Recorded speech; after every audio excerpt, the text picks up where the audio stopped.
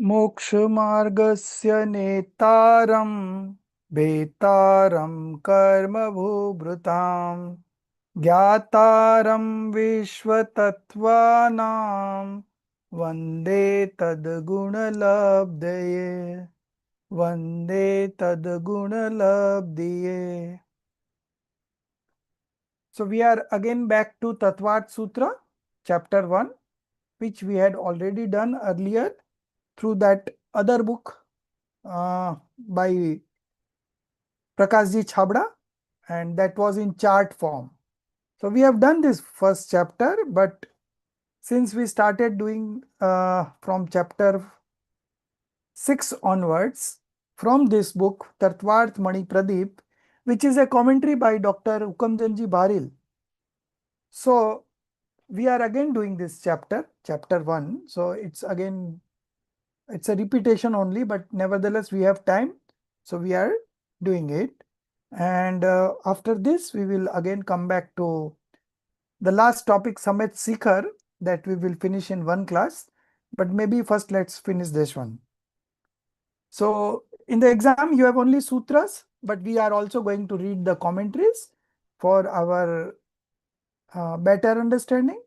And but as far as exams are concerned, you will be asked only the sutras, that is aphorisms only. Okay, aphorisms and their meaning. That's the syllabus. So this scripture is written by Acharya Uma Swami.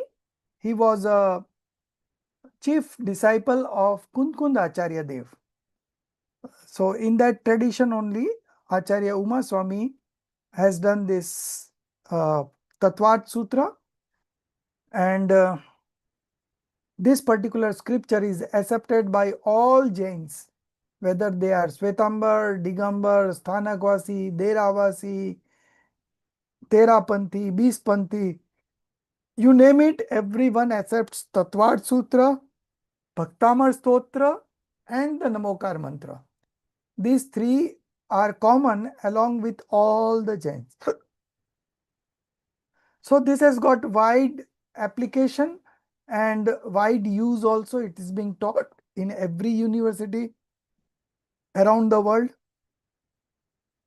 So in that sense, this scripture is very important. Other thing is that there has been many commentaries written on this particular scripture, maybe around 100 commentaries, out of which some of the commentaries are so big that it has been mentioned here. So all those have been written many years ago.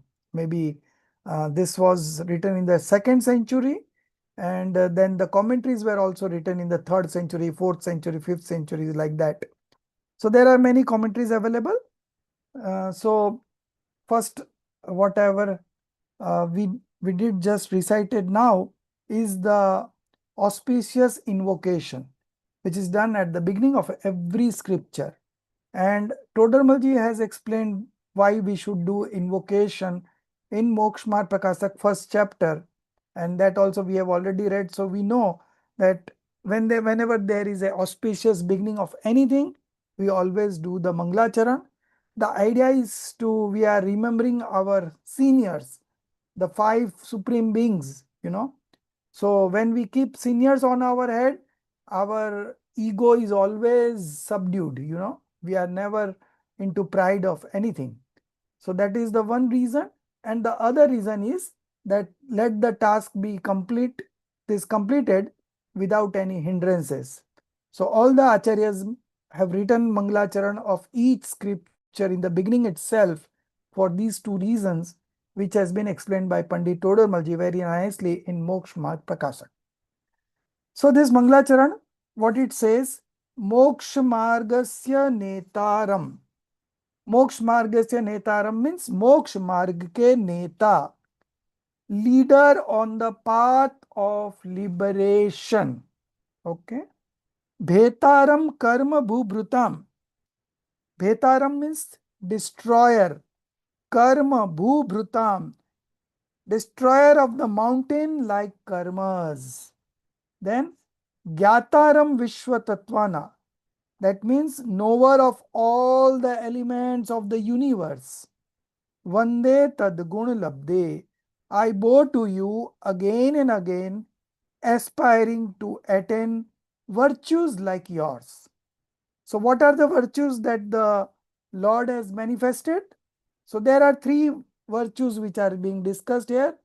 One is the omniscience knowledge, sarvagnata. Then, next is vitragta, passionlessness or complete detachment. And the third one is hitopdeshi. Hitopdeshi means benevolent, okay, kind and very helpful. So, one who is always thinking of the welfare of the masses is a hitopdeshi. Hit ka updesh dene wale. He is giving some instructions which are going to be beneficial for all the souls of this universe. Okay. So, these three qualities, Vitrag, Sarvagna, and Hitopdeshi. Okay. So, these three qualities the Lord has manifested, and we are also bowing to Him to manifest such qualities in us. Okay. That is the idea of doing this Mangalacharan. Now we will read the scripture, the explanation, and then I'm going to discuss about that. So, Subhaji, you read from the screen if you can read. If you can enlarge it a bit, there are gaps both the sides. I think little bit of enlargement could be done.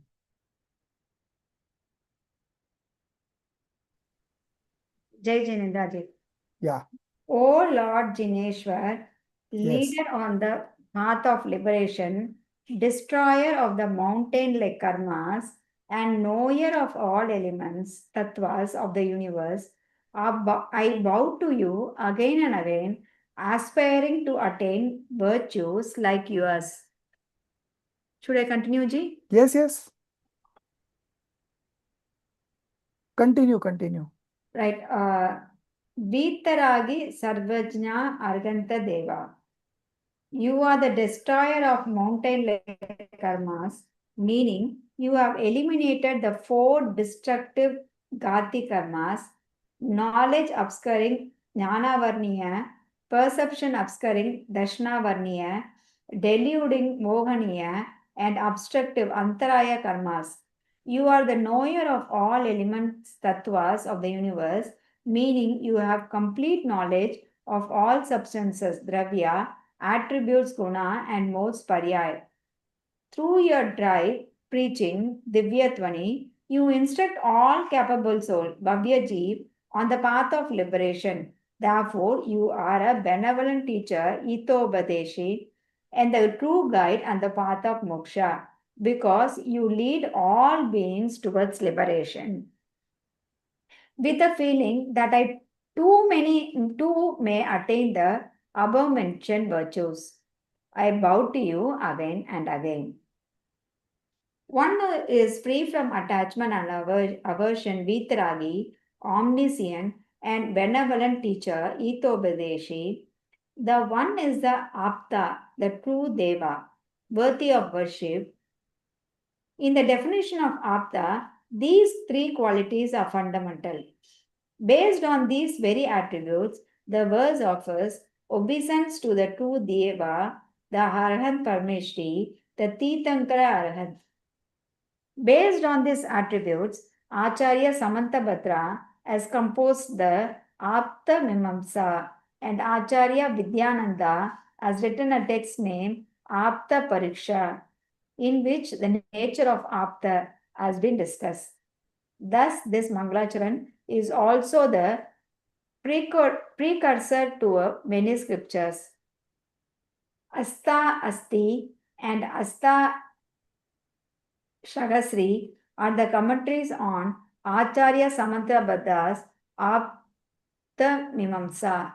Acharya Vidyananda composed Apta Pariksha, a commentary consisting of 3,000 verses and is referred to as Swapajnatika.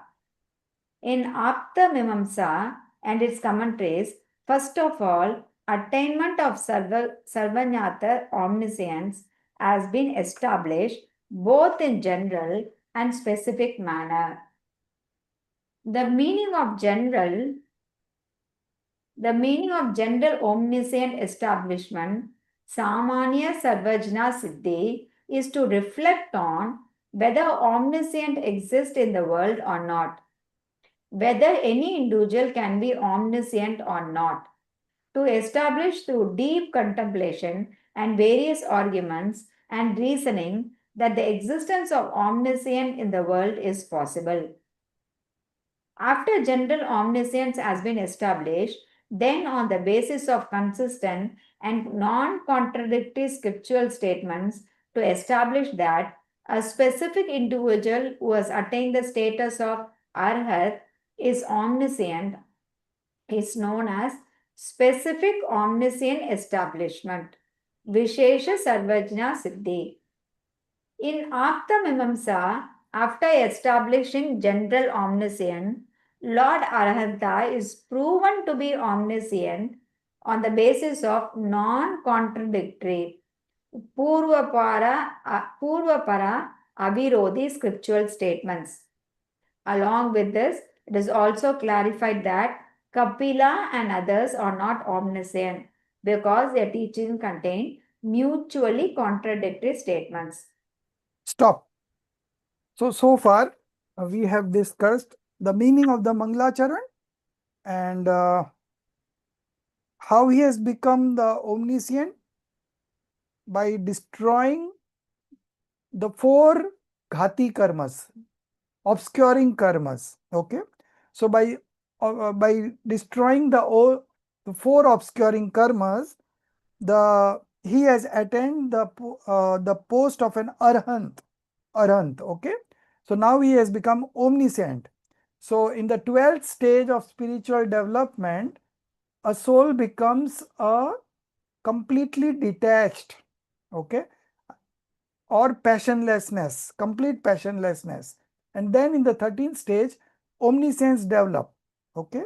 And uh, after getting the omniscience knowledge through this divine sound, the sermons come out, okay. The sermons from the Tirthankar come out, which is again a cause for others to get into the path of liberation, okay. So because of these three qualities, the arhants are being praised, okay. uh, and why I'm doing this invocation? Because I too want to attain the above mentioned virtues, so I bow to you again and again. So who is a passionlessness soul? The one who is free from complete attachment and aversion. No attachment, no aversion. He is a passionlessness or detached soul. Okay. And who is omniscient? Who knows everything, all the elements of the world, of the universe, including their substance, their attributes, and all of their modifications in one moment. In one moment, he knows everything, and that's why he is called Sarvagna. And the last adjective is about a benevolent teacher, Hitopdeshi. Okay, why is a Hitopdeshi?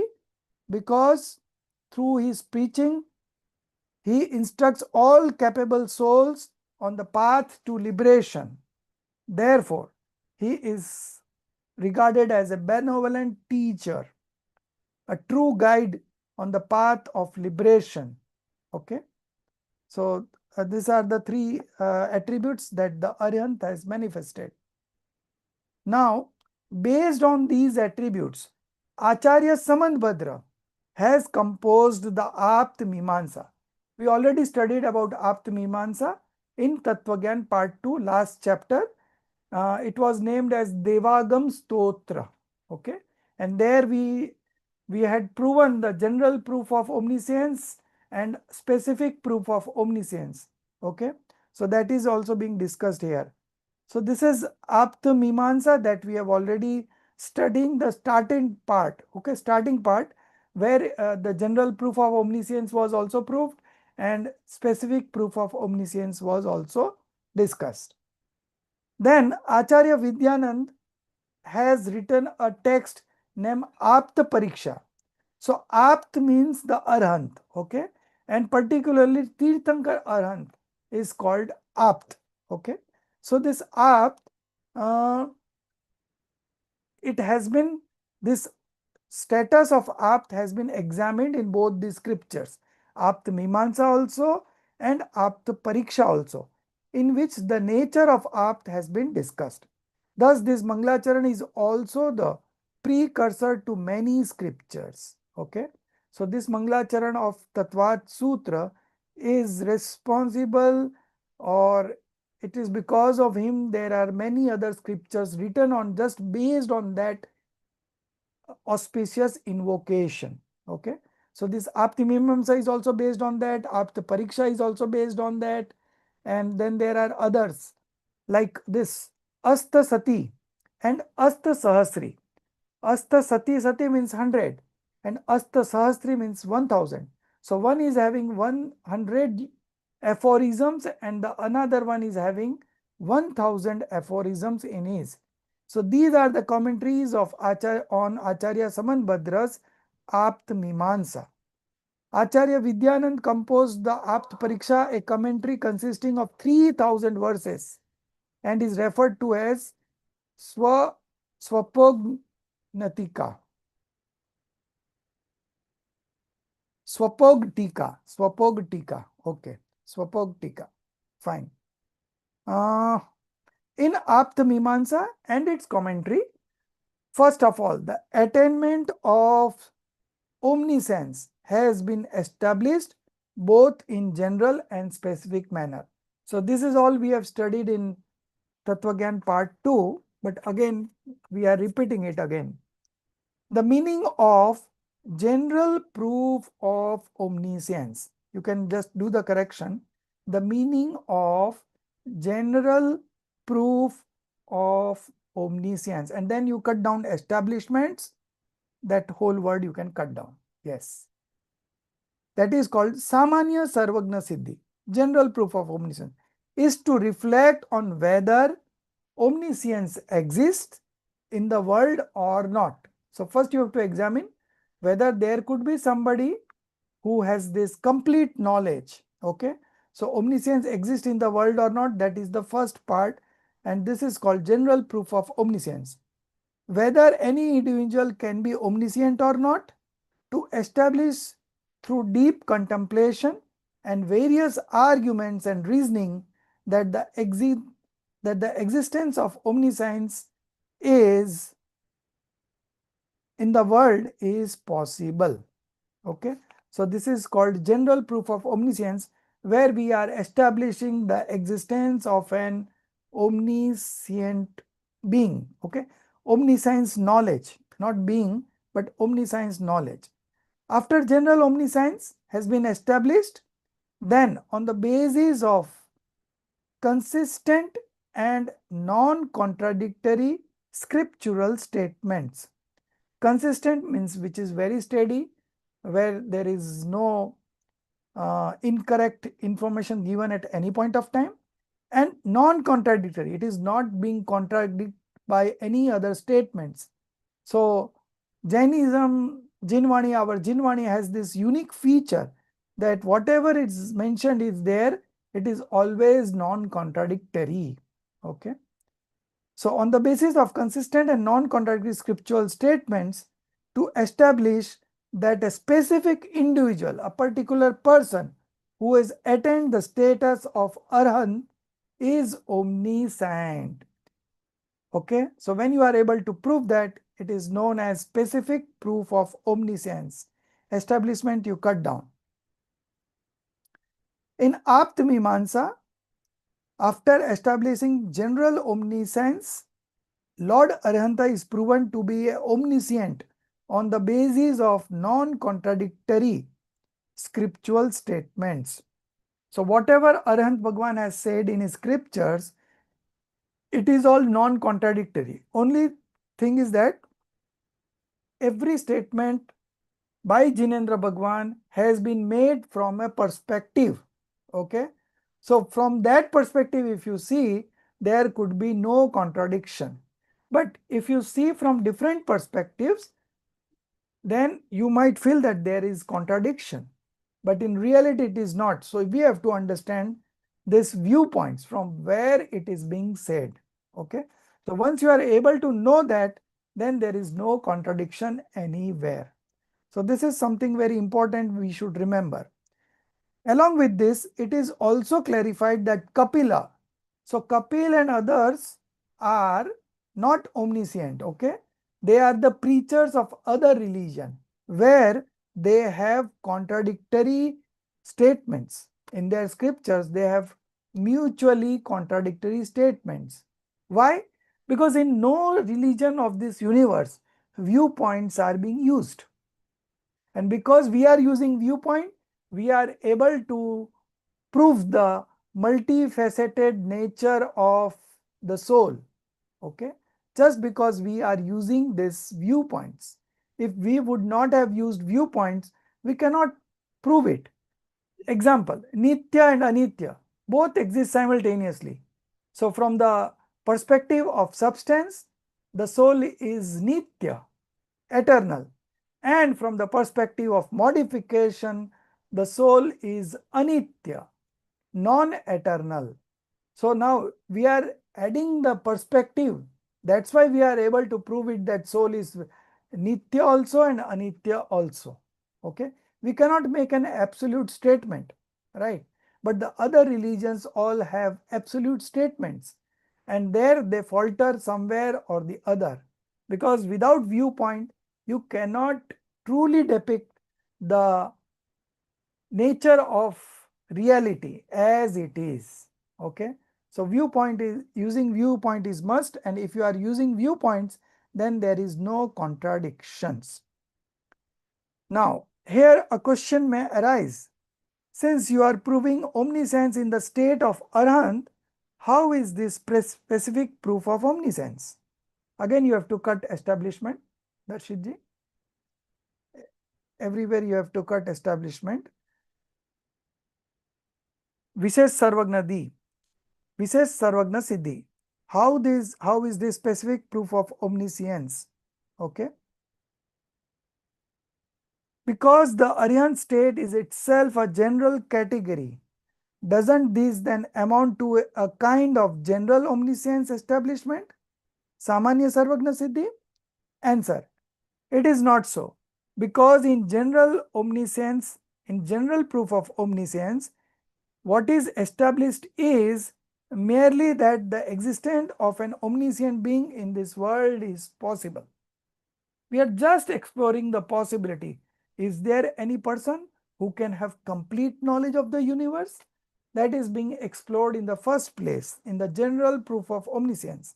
And then in the specific proof of omniscience, we are identifying one individual who has manifested this omniscience knowledge. Okay.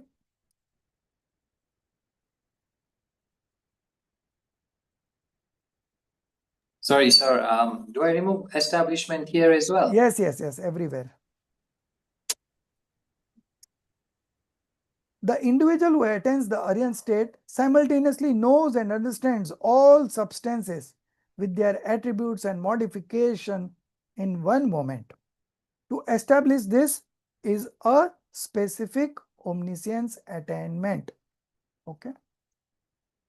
The individual who attains the Aryan state simultaneously know and understand. So I think this is a repetition of paragraph. We should cut it.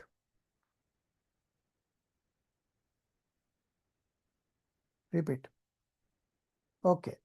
If someone says that why isn't achieving omniscience considered a spatial omniscient establishment for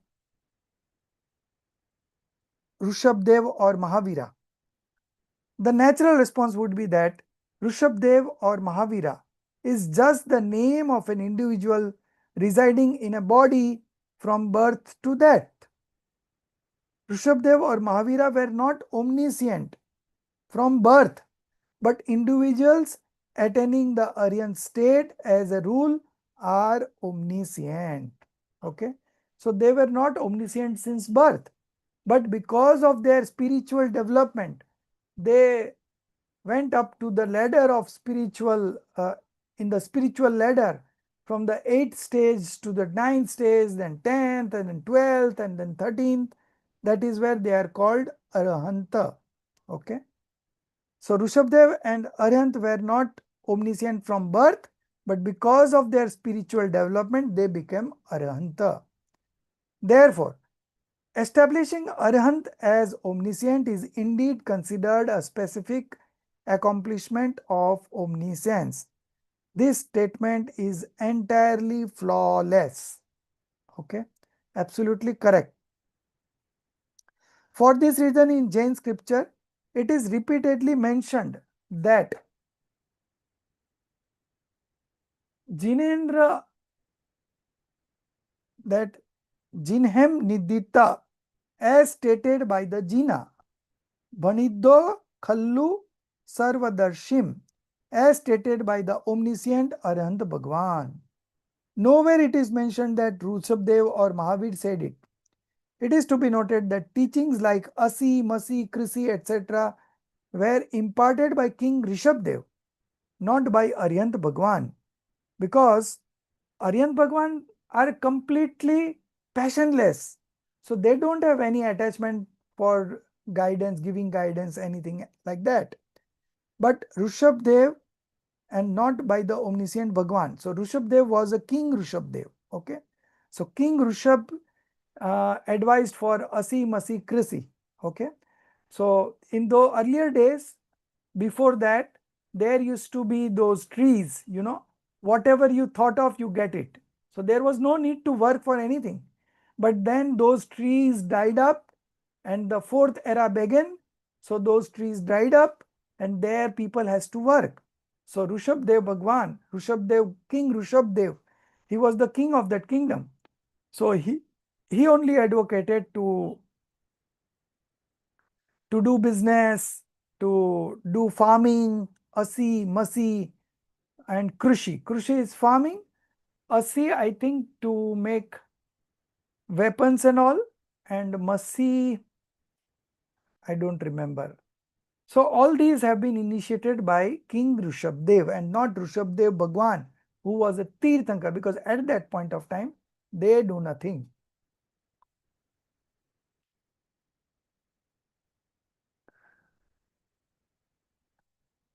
As you are aware, manifesting the Arhant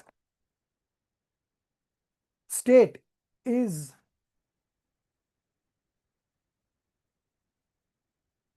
worth accepting, and therefore we aim to become Arhant, not Mahavira or Rishabdev. Okay, so that post is important and not the individual person, and that post carries certain attributes along with it, and we want to manifest those attributes. That's why we are bowing to the Arhanta, okay, and not any particular person. Sir, Masi, I just saw on the Google this. It's like ink or writing associated with deceit writing, or wrong knowledge. writing. So earlier Rishabdev, King Rishabdev only introduced this, and Asi is what? Asi is Weapons, no? Or tools, I think, something like that. So for livelihood, these are the things that has been initiated by King Rishabdev to for the people to survive, because there is no those trees, wish fulfilling tree. These trees were existent prior to that, but now they have dried up. So now everyone has to work for their livelihood. Okay, and so this was introduced: Asi, Masi, Krishi, then Vidya, Vanijya, business, and what else? One more. 6 things were introduced by King Rishabdev. okay. So I just Googled this Asi, Masi, and Krishi. So Asi is what? Asi is weapons or violence. The Ah, term asi literally means sword or weapon. weapons. And masi is Ink ink, or writing, writings. And krishi associate is farming. farming, right? So all these were begun by Rishabdev, King Rishabh.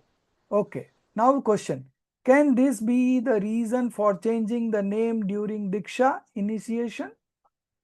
Yes, it is indeed the case. Just because the kind of pure life is present in the state of a monkhood, such a pure life was not in their prior householder life. Okay, so that's why from Rishabdev he become Adinath.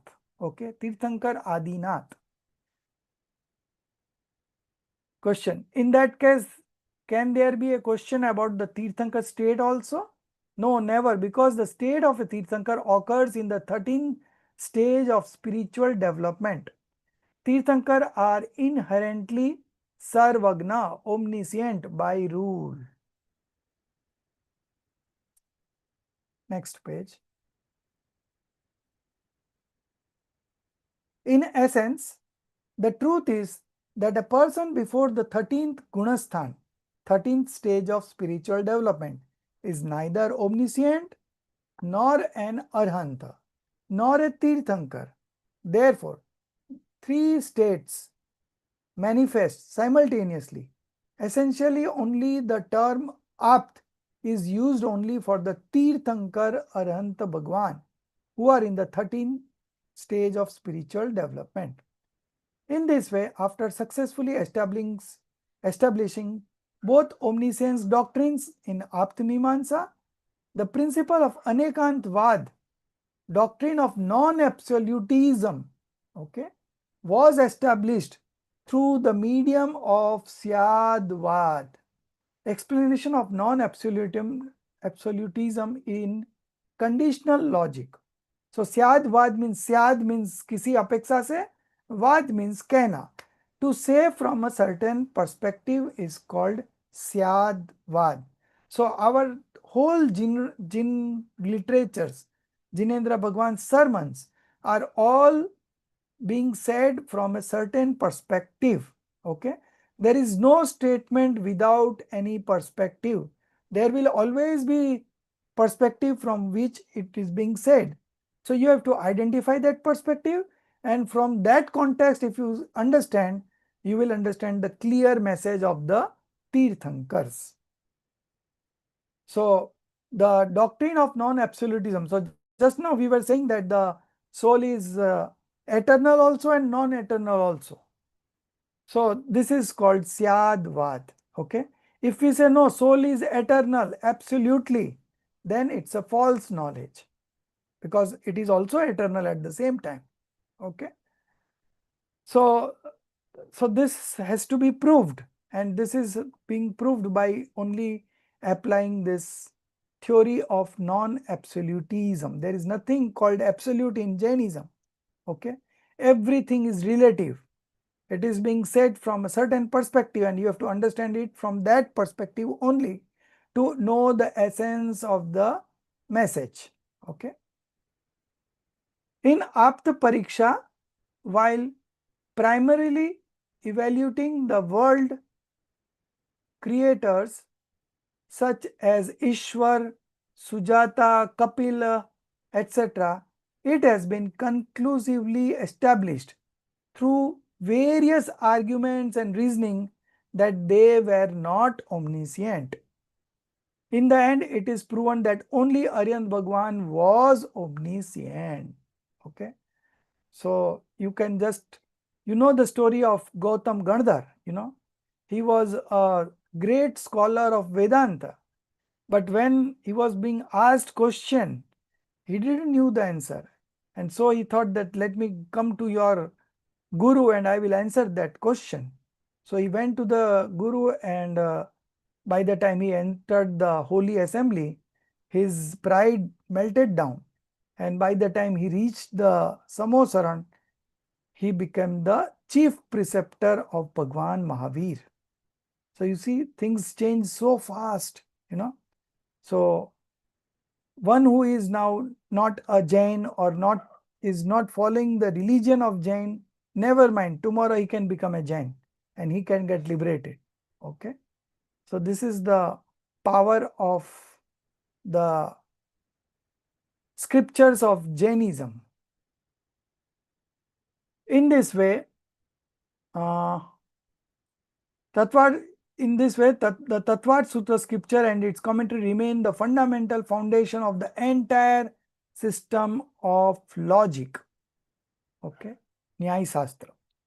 It is noteworthy that in this Mangalacharan, auspicious invocation, while adoration of Tirthankar Arhant Paramatma, there is neither any discussion of superlative qualities nor the desire to achieve any worldly task, sensual enjoyments, defeating enemies, or acquiring wealth and prosperity.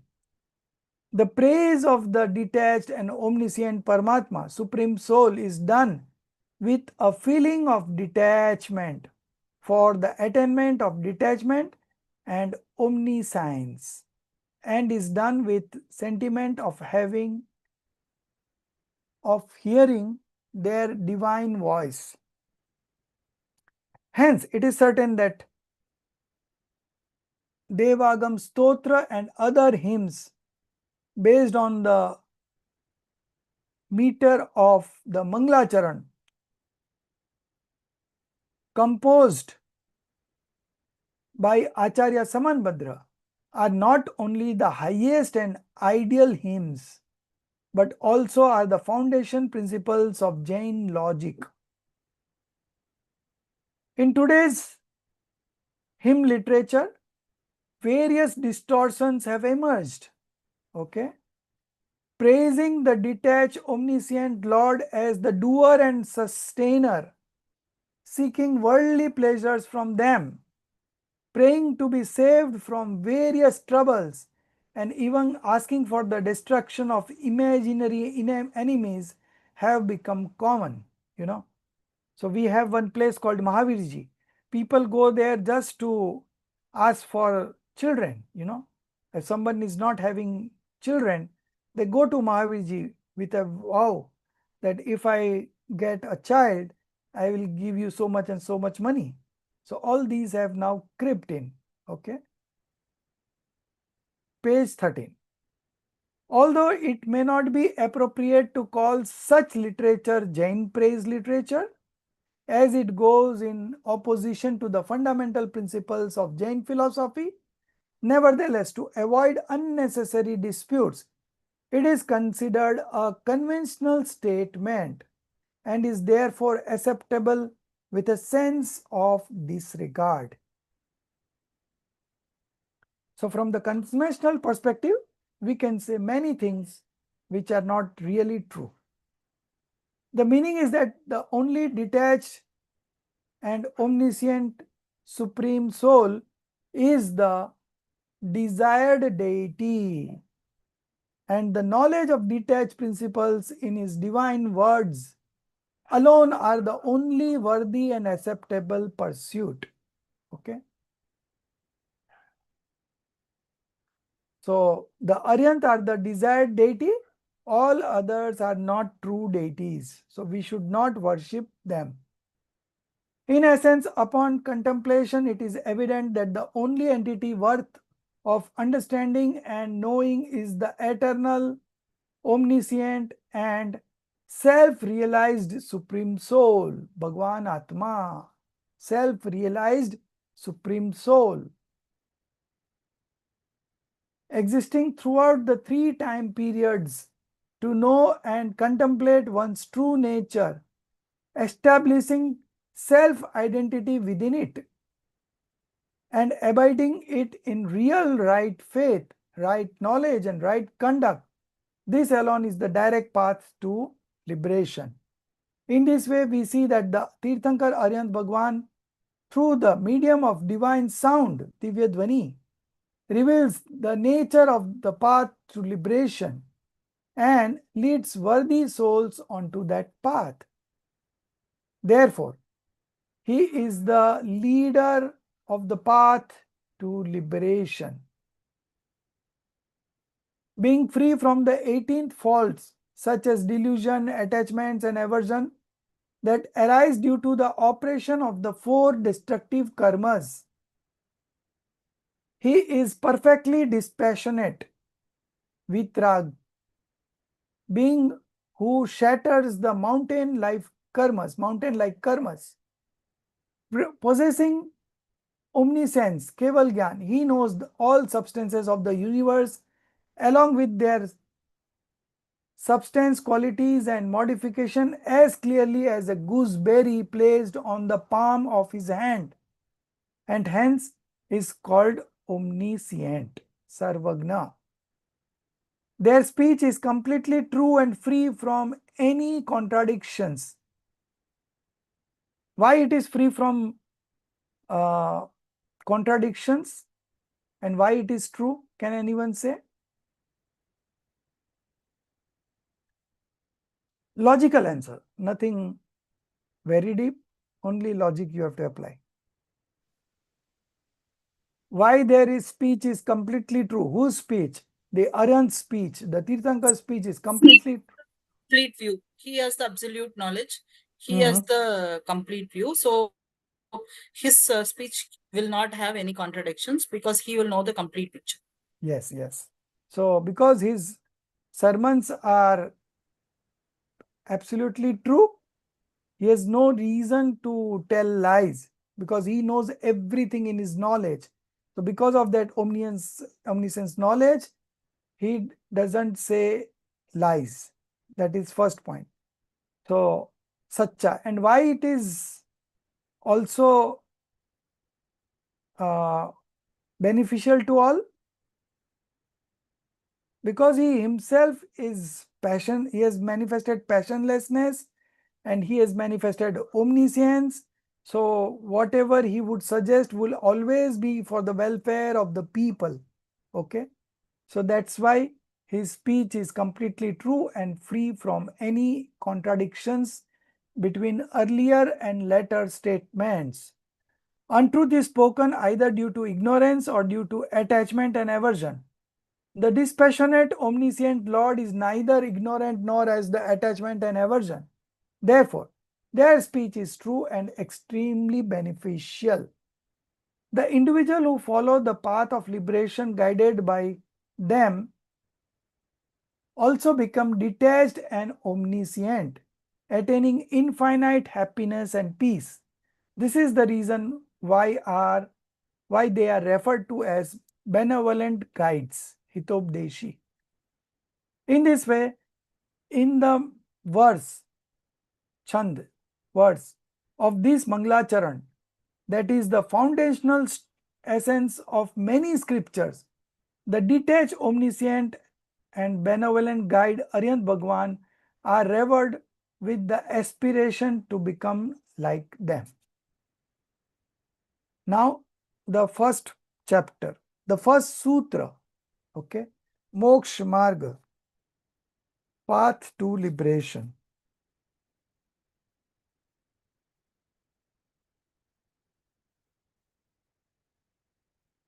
So now the first chapter begins from here. Earlier one was a Manglacharan, okay. So it was a auspicious invocation, and now the scriptures is beginning. The first chapter is about Moksha Marga, and the first sutra says Samyak Darshan Gyan Charitrani Moksha Marga. Okay. So now somebody can read from the beginning. Aditi, you only read.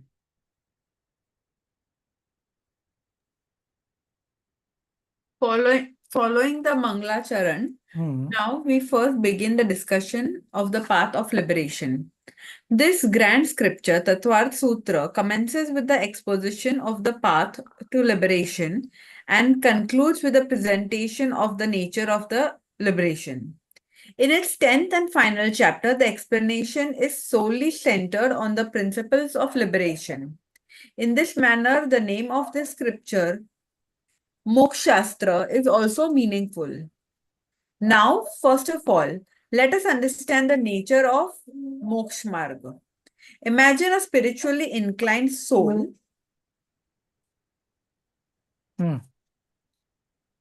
Asan Bhauji, tormented by worldly sufferings, approaching Acharya Umaswami and asking, "Oh Lord, what is the means to be free from these sufferings, from attachment and aversion, and from karmas? What is the path to liberation from all of this?" In response, the Reverend Acharya says, "Right faith, Samyak Darshan, right knowledge, Samyak Jnana, and right conduct, Samyak Charitra, are not three separate paths to liberation. Rather, all three together form one indivisible path to liberation. To convey this unity, the word path to liberation in the above sutra is used in the singular. The word samyak, prefix to the faith, knowledge, and conduct, serves to negate the false counterparts, namely wrong faith, mithya darshan, wrong knowledge, mithya jnana, and wrong conduct, mithya charitra.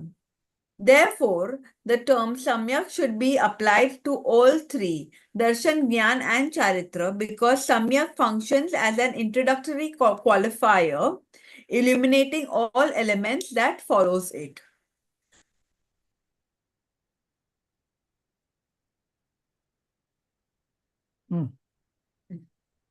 The term Adi Deepak refers to the word that appears at the beginning of a sentence and is necessary to be applied to several important words within the sentence.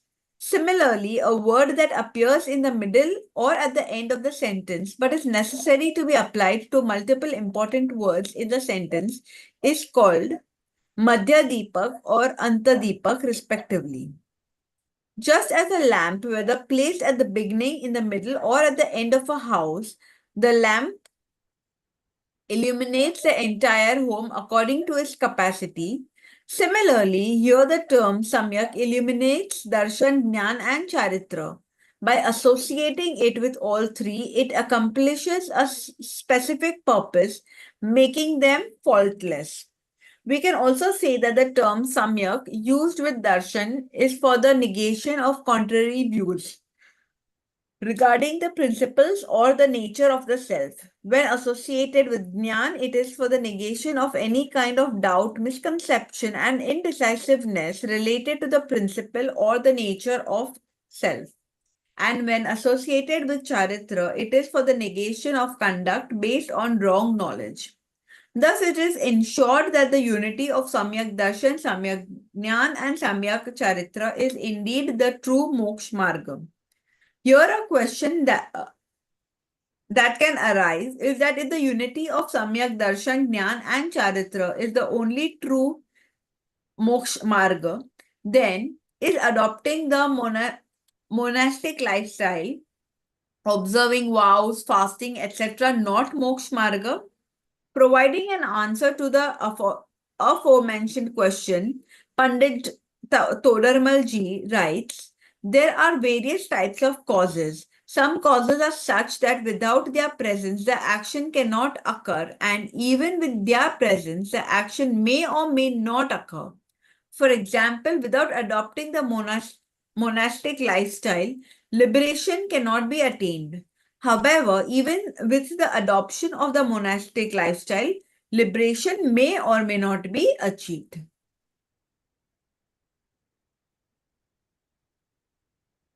And there are several causes. Where primarily the action occurs only if they are present, but the accomplishment of the action may also happen without them. For example, through external austerity such as fasting, etc., primarily liberation is attained. However, in the case of Bharat and others, liberation was achieved without practicing external austerities. And there are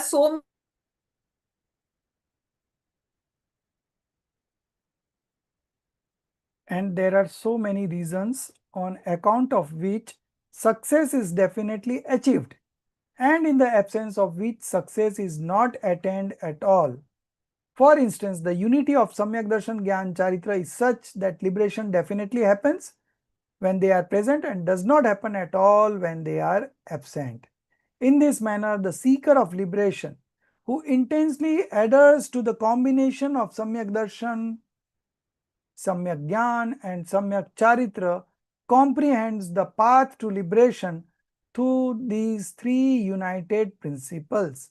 If any one of these components of right belief, right knowledge and right conduct is absent, then the path to liberation is not realized. Okay, so this was all taken from Moksha Marg Prakashak.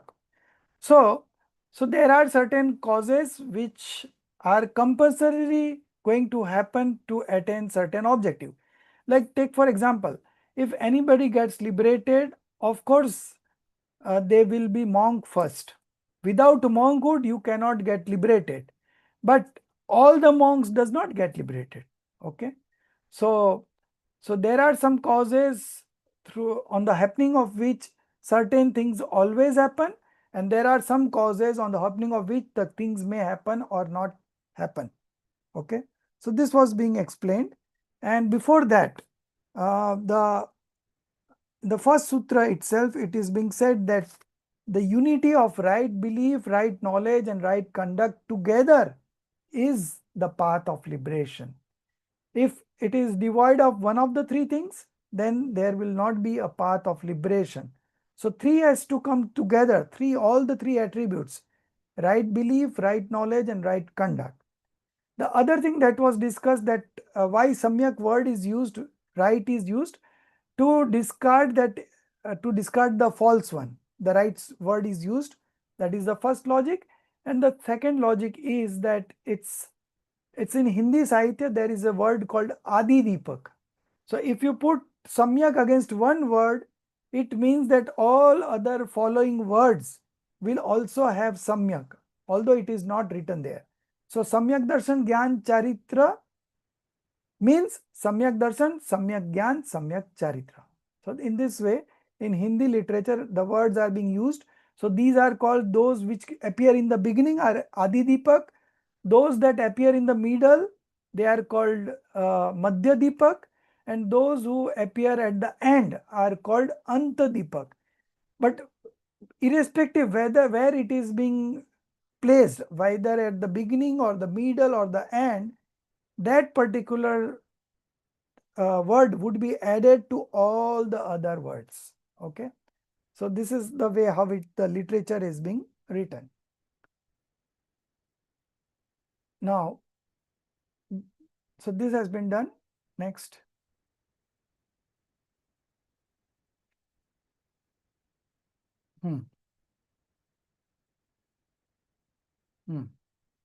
Although the detailed discussion of right faith, right knowledge and right conduct will follow subsequently, it is beneficial to have a general understanding of these principles here as well.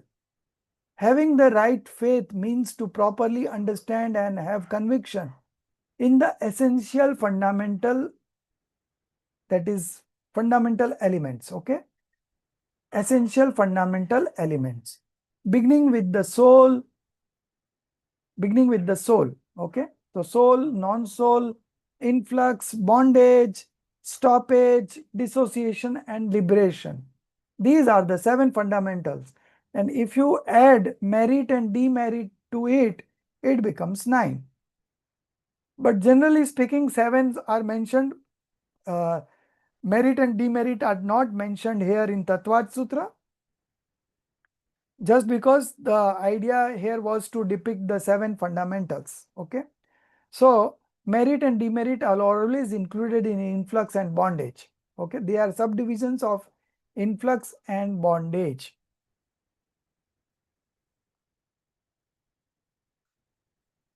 Right knowledge is to know those truths thoroughly with the discernment of the distinctions between self and others. Right conduct is to be free from attachments and aversion through the foundation of right faith and right knowledge. So 3 coming together is only the path of liberation. Okay, so right faith, it will not happen that right faith is there but right knowledge is not there. No, all these 3 are connected, interconnected. So if the faith turns right, the knowledge is also right and the conduct is also right. If considered from the real viewpoint, having a sense of true identity in the self is right faith. Knowing the self as it truly is right knowledge, and being firmly established, absorbed, and settled in the self alone is right conduct. In the book Ch1, Pandit Daulat Ramji elucidates the nature of real right faith, real right knowledge, and real right conduct, collectively referred to as three jewels, three gems or three jewels, Nischay Ratnatray, as follows. परद्रव्यन्ते बिन आप में रुचि सम्यक त्वबला है, आप रूप को जान पनो सो सम्यक ज्ञान कला है, आप रूप में लीन भये तिर सम्यक चारित्र सोई. So we had done Chadala. So you must remember all this. अब व्यवहार मोक्ष मार्ग सुनिए हेतु नियति को होई. To have an interest towards one's own self distinct from self external entities. Okay. So here this is how we practice the discriminative knowledge. So discriminative knowledge is being practiced between two things. One is the self and everything else is non-self. So the syllabus is very small. There are only two things, self and non-self. Now if you established oneness with the self, then automatically you are detaching from non-self. Okay. So just taking care of one end takes care of the other end also, because everything is connected. Okay. Meaning, to possess the feeling of selfhood is indeed real right faith, and this real right faith, being conducive to spiritual well-being, is extremely good and beneficial. To know one's own soul, to know in its true form, is indeed real right knowledge. The essence is that the art of knowledge lies in knowing one's own soul, in knowing the soul in its true form. So this is right knowledge. Now the right conduct. To be absorbed in one's own soul, to immerse in the self, okay, and to attain stability, to be steadfast within the soul, and to abide in these are the attributes of real right conduct. So real right conduct is nothing but to immerse in the self, okay, nothing else, no thoughts at that point of time.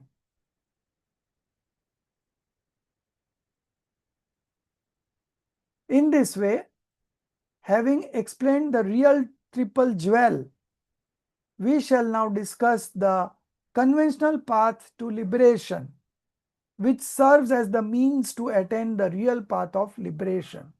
So both goes simultaneously, the conventional path and the real path. They both run parallelly. Okay. It may not happen that real path is there but conventional is not there. No, it will always be together. Okay. Following this, the detailed explanation of conventional conduct is provided in the third section of Chadala.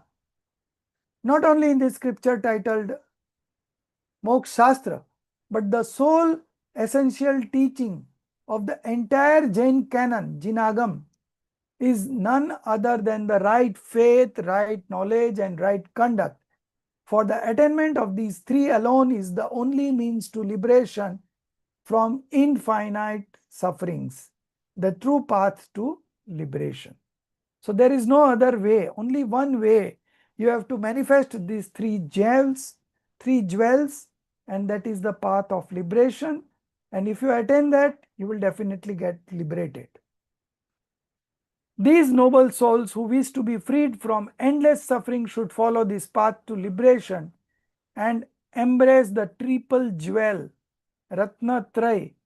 Their spiritual welfare is assured. Now we are discussing right faith, Samyak Darshan. What is the nature of right faith, right knowledge, and right conduct? When asked such a question, first of all, the nature of right faith is explained. So that is Sutra number 2. Tatvad Shraddhanam Samyak Darshanam. What is right faith or right belief? So it says that Tatvad Shraddhanam. Tatvarth means the realities, the 7 fundamental elements. Okay. And Shraddha Artha. Tattva Arth. Arth means meaning. Okay. Tattva means reality or the fundamental elements, and Arth means meaning. Faith in the true nature of fundamental elements is the right faith. Samyak Darshan. Okay. The word Tattvarth is composed of 2 terms, Tattva and Arth.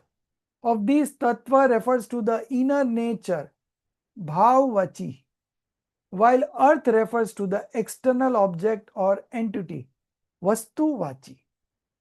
The implication is that to truly know an object, one must understand not only the object itself, but also its intrinsic nature or state. Just as there exists an object called a glass, made from a particular metal and shaped in a specific form, whose function or intrinsic nature is to hold liquids like water. If a person understands this object not only by its form and structure, but also by its function, then they will be able to use that object or a similar one for their intended purpose. The point is, true identification of the object is only possible when we know both the object itself and its inherent nature or function. In this way, an object along with its function constitutes Tattvarth, the true nature of the fundamental elements. So in this context, Tattvarth, Tattva and Arth all are being used in one sense, and that is the fundamental elements. Okay. Here, if only faith in Tattva were stated, then faith merely in nature without faith in the substance to which that nature belongs would not be effective. Similarly, if only faith in earth were stated, then faith in the substance alone without faith in its intrinsic nature would also not be effective. For example, someone may have faith in qualities like knowledge, perception, or color, such as recognizing this is knowing or this is whiteness, and so on. But if they do not have faith that knowledge and perception are the essential nature of the soul, that I am the soul and that color and such qualities belong to matter, which is a substance distinct and separate from oneself, then without faith in the underlying substance, faith in the qualities alone is not effective. Okay. So faith in the qualities alone is not effective. You have to have the faith in the underlying substance also. Likewise, if one believes I am the soul, but does not have faith in the true nature of the soul as it actually is, then even faith in the substance without faith in its true nature is ineffective. Therefore, only the faith that includes both the substance and its intrinsic nature, that is Tattva along with earth, is truly effective. Alternatively, entities like the soul are referred to both as Tattva and as earth. Hence it is said, Tattvam avatar Tattvartha. That which is Tattva is also earth, and faith is that right faith, Samyak Darshan. Therefore, if in some context right faith is referred to as faith of Tattva, and in others as faith in earth, one should not see contradiction there. It means all the same. From Todermalji's statement, it is absolutely clear that faith in only substances is not effective, and faith in only essence nature is not effective either. We have to have both. Therefore, in Jain philosophy, even if faith in essence is called Samyak Darshan, or faith in substance is also called Samyak Darshan, the understanding should be in the form of Tattvartha. Tattva plus earth, both coming together. In the Samaisar, the 9 substances known through Bhutarthanai, that is real point of view, are considered as right faith. Bhutarthanai implies a real viewpoint, Nischay. The point is, to attain right faith, one must understand the substance properly through a real viewpoint. Then only right faith will manifest. Okay. Here a question may arise. In the Samaisar, right faith is defined as the understanding of the 9 principles or tattvas, elements, purely through the real viewpoint, Bhutarthanai. Whereas here, right faith is described as faith in the tattvas, beginning with the soul, and the means of knowing them, namely valid knowledge, or it is called comprehensive knowledge, Praman Gyan. Okay. Namely comprehensive knowledge, Praman, and viewpoints, Nai. So viewpoints, Nai and Praman, these are the 2 tools. These 2 tools are used to identify the soul. These 2 tools are used to identify the exact nature of the 7 fundamentals. Okay. So these are all being used.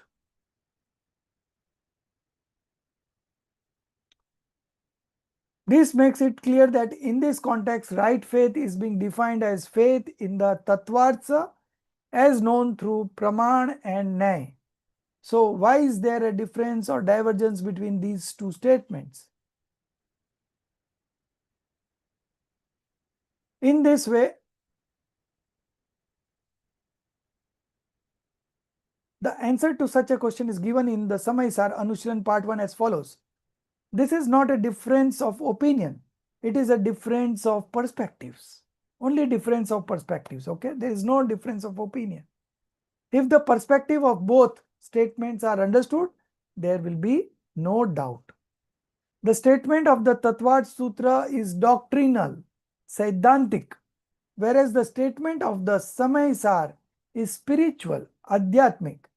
The author of the Tattva Sutra indeed intended a complete systematic exposition of the 7 tattvas along with their qualities and modifications, established through valid knowledge, Praman Gyan, comprehensive knowledge, and viewpoints, as he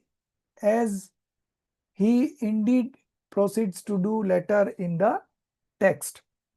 So in the whole Tattva Sutra, the 7 fundamentals has been properly explained.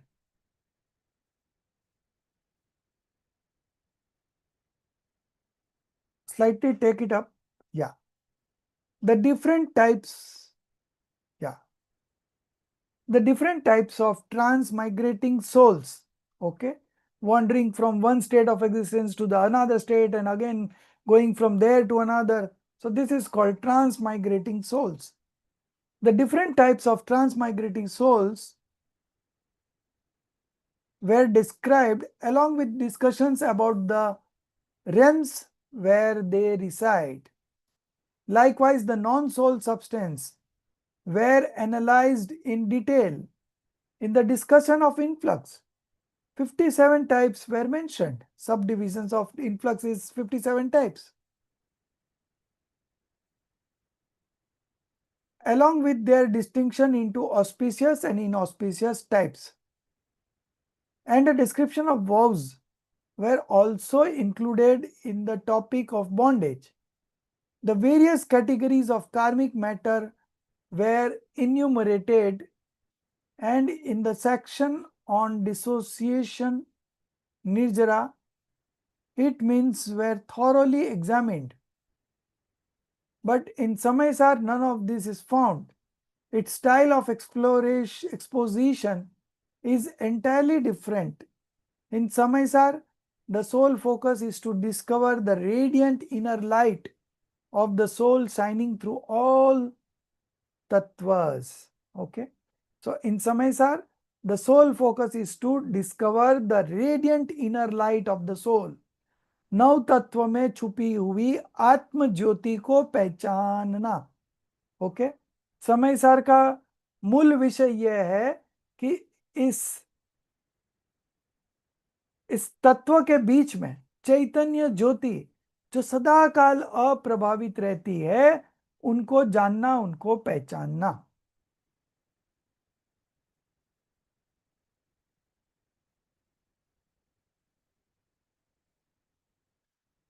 Likewise, the non-soul substance were analyzed in detail.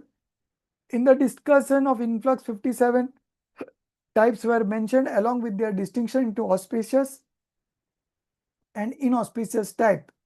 And a description of vows was also included in the topic of bondage. The various categories of karmic matter were enumerated, and in the section on dissociation, its means were thoroughly examined. But in Samaisar, none of this is found. Its style of exposition is entirely different. In Samaisar, the sole focus is to discover the radiant inner light of the soul shining through all tattvas. नव तत्व में छुपी हुई आत्म ज्योति को पहचानना. So this soul is always radiating. Okay. Never a moment comes when it is not radiating. It is always radiating in himself. Okay. So we have to identify that particular thing, and then the realization will happen. Okay. It is so simple that even a soul in the animal kingdom can do it, you know. So we are very fortunate that we have got a human body, human brain, we have got a choices. Everything has come full circle for us to get into the path of spiritual liberation and ultimately getting liberated. Okay. So this is all we have. If you have any questions on today, we can take it up. 2-3 minutes are there. Just quick question if you have any.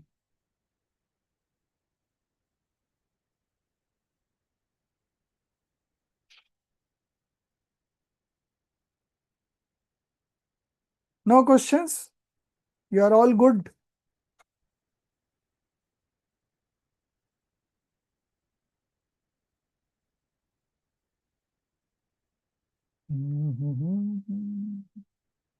Yes, I have also marked it. Okay. निज निधि निज में बताई यह अनंत उपकार है, उसके लिए जिन वाणी माँ को वंदना सत बार है, उसके लिए जिन वाणी माँ को वंदना सत बार है. 9 times नमोकार मंत्र.